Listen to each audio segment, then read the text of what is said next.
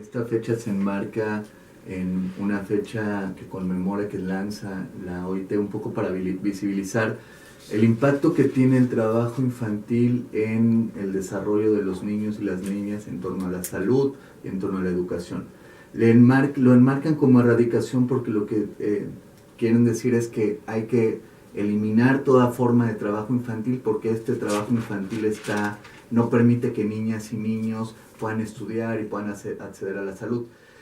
Ese es, digamos, como el marco. Me parece que habría que reflexionar sobre lo que implica esta lógica de la erradicación del trabajo infantil, que de fondo lo que coloca es la actividad económica, sin embargo deja de lado a los sujetos.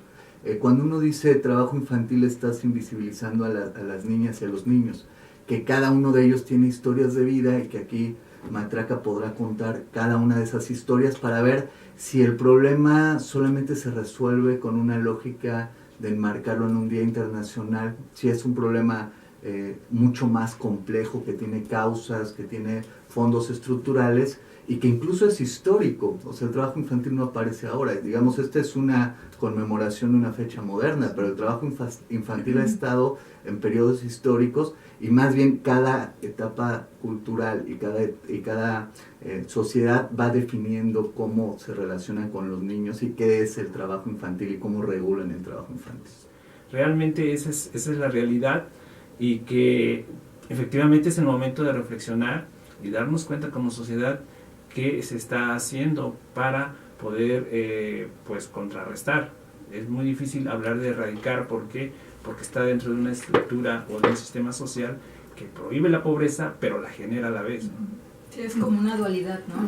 Y es importante, como bien comentaba el maestro, es este reflejo de lo que está pasando, ¿no? Que los niños tienen que dejar de ser niños para tomar esta responsabilidad de tener que llevar dinero a su casa, tener que aportar cierta cantidad a lo mejor. Entonces, estamos hablando que casi 7 de cada 10 niños en el estado de Veracruz viven en situación de pobreza.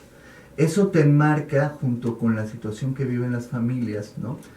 Aquí en el estado de Veracruz, por ejemplo, trabajan 113.951 niños entre 5 y 17 años.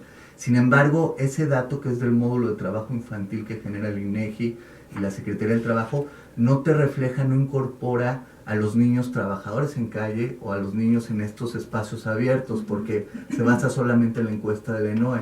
Entonces, si pensamos en las causas, pensemos en las situaciones que viven todas las familias en el país, a nivel de los estados, a nivel de los municipios, ligadas a la pobreza, la marginación, la falta de empleo, la deserción escolar, porque ese es un elemento fundamental, aunque la educación es pública.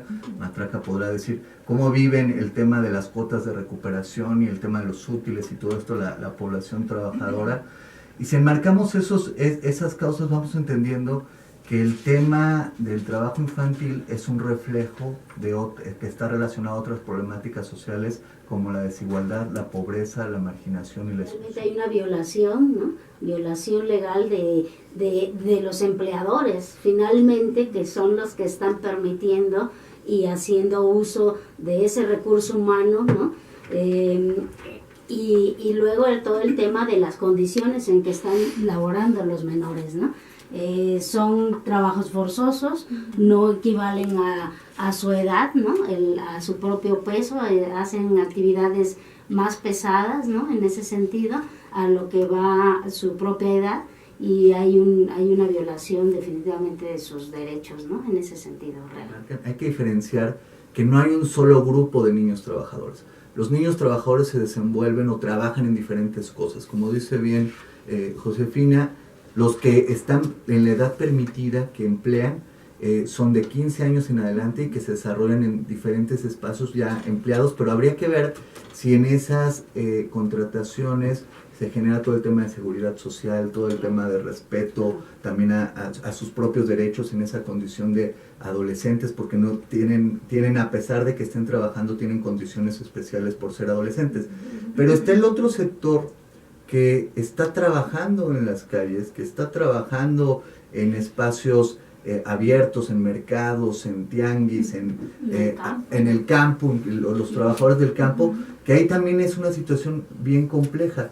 Y recordemos aquí nada más, seguro los radioescuchas y las radioescuchas podrán recordar los niños empaquetadores, que creo que esos son niños trabajadores también.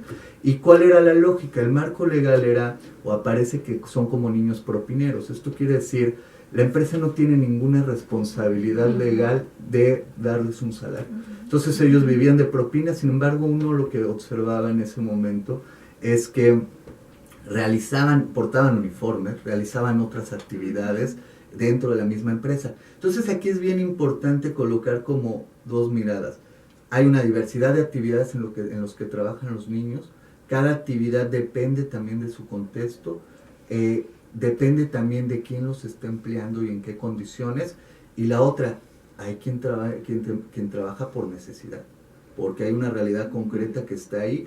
Y ahí creo que hay un punto importante, el tema de la explotación económica, cómo diferenciar la explotación económica del trabajo infantil, y que la explotación económica no solamente se criminalice a las familias, porque esa siempre es la tendencia, a pensar que es la familia que explota y no se piensa en la empresa que explota. ¿Qué consideran que falta por hacer en esta parte legal? Bueno, yo creo que haría falta incluir políticas públicas que garanticen ciertas actividades que no son propias. Esta parte de que la edad de 14 a 15 años para adelante para poder trabajar está especificando ciertas actividades que se pueden realizar y otras que no se pueden realizar. Pues yo le agregaría la voluntad para el cumplimiento de las mismas, ¿no? Que yo creo que a nivel de leyes en general es la gran problemática que tenemos, ¿no? Para el cumplimiento, el seguimiento, el monitoreo, de que realmente en esas leyes que ya están escritas se cumplan, ¿no? Y por otro lado también la concientización de la sociedad, ¿no? De mirar a estos niños y niñas trabajadores con respeto, ¿no? Con una mirada de respeto, de decir, trabajan porque realmente hay una necesidad de fondo real, ¿no? De esta pobreza que viven sus familias y que ellos colaboran, ¿no? Pero que además no lo ven muchas gentes, simplemente criminalizan a las familias, o la primera palabra es tú tendrías que estar jugando en la escuela, ¿no? Porque estás trabajando, tus padres son culpables, ¿no? Esa es como la primera. Entonces, realmente este tema de concientización a la sociedad en general, ¿no? Es muy importante y fundamental para que volteemos a ver a estos niños y niñas con respeto principalmente. Si pensamos en la época de la industrialización, el trabajo infantil no era pensado en erradicación, era pensado también como mano de obra barata que podría ser incorporada a la industria, al proceso de industrialización en México. Y creo que lo que ha hecho Matraca es eso, ha visibilizado un fenómeno no visible o que se ha venido normalizando. Nos acostumbramos o nos hemos acostumbrado a ver que haya personas, o en este caso niñas y niños trabajando o viviendo en la calle como parte casi del paisaje urbano, y nosotros siempre decíamos, trabajar en la calle no es un deporte extremo, o sea, no es que nadie quiera estar haciéndolo en esas condiciones, sin embargo, ¿qué otra alternativa hay? Y ahí creo que está el gran aporte de Matraca, que se vuelve una alternativa, una alternativa para construir un proyecto de vida de mediano y largo plazo, que eso me parece fundamental. Cuando hace rato decías, ¿cómo hacerle con la ley o cómo hacerle con la política pública? El problema es que el cómo hacerle no es de corto plazo, no es en la inmediatez. El cómo hacerle tiene que ver con acompañar proyectos de vida, y seguro podrán comentarte de estas historias de más de 10, 15 años acompañadas desde que tenían 8 años, y que tiene que ver incluso inicialmente con cosas tan sencillas como aprender a lavarse los dientes, a digamos ir a la escuela, cosas tan concretas que luego hacen cosas más grandes, como las experiencias de casos que tienen de jóvenes ahora universitarios que estaban en las calles. Pues experiencias definitivamente tenemos muchas buenas, y otras también, hay que decirlo, que es real, que no pudieron, no quisieron, no decidieron, y la circunstancia tampoco lo permitió, ¿no? Que también es real y hay que decirlo, ¿no? Los factores, es una población vulnerable, no es fácil, ¿no? Pero de lo positivo nosotros podemos decir que actualmente en los últimos 8 años hemos acompañado en el tema educativo a jóvenes que Matraca les ha ofrecido una beca, ¿no? Pero no solo, nosotros decimos, no solo darle el dinero, sino acompañamiento de seguimiento, de garantizar que realmente la beca la invierta en la educación, pero que haya un acompañamiento desde su escuela, con su familia, para que realmente surta un efecto positivo en ellos, ¿no? Y que mejore su condición de vida a mediano plazo, ¿no? Y en ese sentido, en los últimos 8 años se han graduado 6 chavos de universidad, ¿no? Lo cual ahora están activamente laborando en lo que estudiaron y evidentemente pues les mejoró su condición de vida, ¿no? Lo cierto también, nosotros hemos visto que no necesariamente puede llamarse éxito que estudie en la universidad o no. Alguien que realiza una actividad de capacitación para el trabajo de nivel técnico es muy viable y también le mejora su condición de vida, ¿no? Tenemos un caso muy particular de una niña que hace 27 años, cuando Matraca inició, era niña trabajadora, justo empacadora de un supermercado, y actualmente, bueno, fue cambiando de trabajos, ¿no? En cocinas económicas, aprendió el oficio de la cocina y todo esto que implica un restaurante, y ahora ella es propietaria del restaurante, ¿no? Entonces, la verdad es con mucha satisfacción, mucho orgullo de que ella no solo se reconoció y valoró todo su esfuerzo, ¿no? Y Matraca estuvo presente en algún momento de su historia y de su vida, ¿no? Junto con otras instancias que también es importante decirlo, ¿no? No solo Matraca, también estas alianzas que Matraca ha venido fortaleciendo y teniendo, ¿no? Eso ha ayudado a generar mayor impacto, ¿no? A que Matraca solita lo hiciera.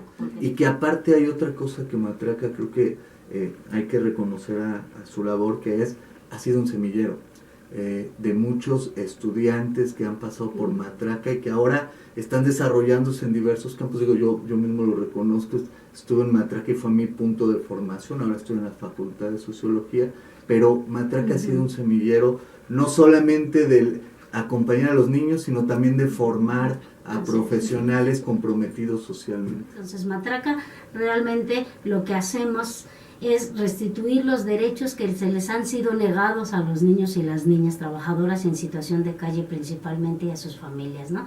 El tema escolar, de salud y apoyo psicológico, intervención o canalización, ¿no? Con algunas de nuestras redes, también todo el tema jurídico legal, ¿no? Algunos de ellos tienen problemas con la justicia, son detenidos injustificadamente en la mayoría de los casos, ¿no? Entonces Matraca hace una intervención de apoyo legal y acompaña ahí también a ellos y a sus familias, ¿no?